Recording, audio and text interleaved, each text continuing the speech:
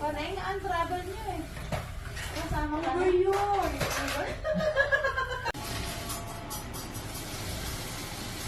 Pwede na.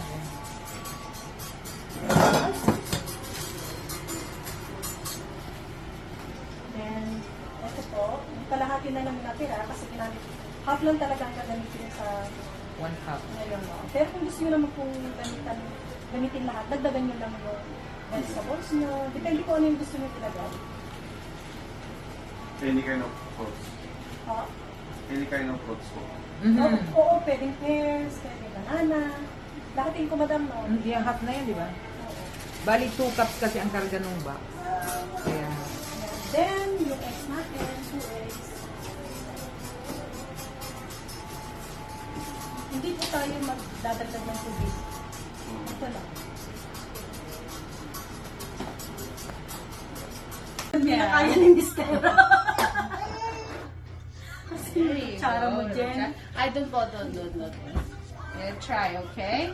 You try a little bit, okay? There you go. Susan kayo sa akin din. Sa Nueva Ecija po ako.